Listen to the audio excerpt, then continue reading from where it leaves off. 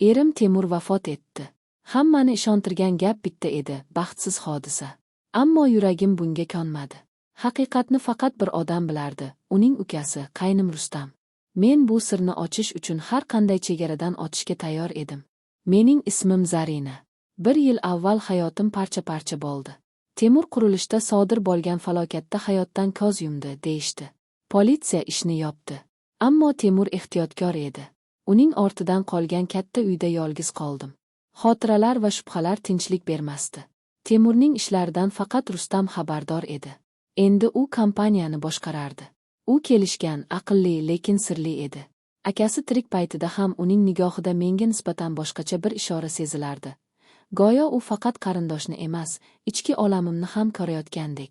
Bir kuni Temurning kabinetini tartiblayotib, seyfdan galati xat topdim. Ular meni tinch qo'ymayapti. Agar biror narsa bo'lsa, Rustamga ishon. Imzo yo'q edi. O'sha kundan boshlab Rustamni diqqat bilan kuzata boshladim. U menga gamxo'rlik ko'rsatar, yolg'izligimni sezardi. Birgalikda kechki ovqatlar, suhbatlar. Avval rad etdim.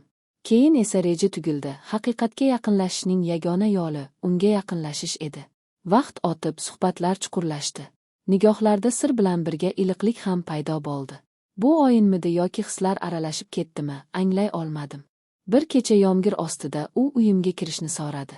Ichkarida Temurning rasmi qarshisida sukut cho'kdi.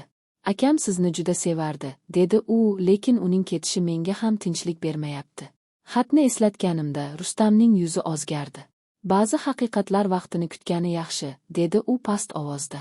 O'sha kecha chegaralar buzildi. So'zsiz tushunish, sukutdagi tortishish. Bu endi o'yin emas edi.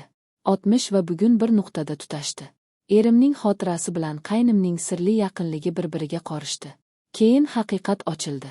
Bu men emas edim, dedi Rustam. Akam o'zini yo'qotgan edi. Qarzlarga botgan, bosimga chiday olmagan. Menga oilani, seni himoya qilishni vasiyat qildi. Hammasini yopdim. Seni ayadim. Avval himoya uchun yaqinlashdim, keyin esa hislar paydo bo'ldi. Dunyo agdarilgandek bo'ldi. Haqiqat bor edi, ammo taskin yo'q edi. Hislar bor edi, ammo ular yolg'on soyasida edi.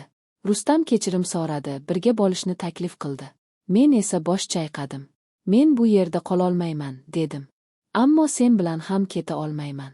Uy eshigidan chiqib ketdim. 60 xotiralari va murakkab tuyg'ularni ortda qoldirdim. Haqiqatni topdim, lekin u meni davolamadi. Sevgini his qildim, lekin u og'ir edi. Endi yolg'iz edim, ammo erkin.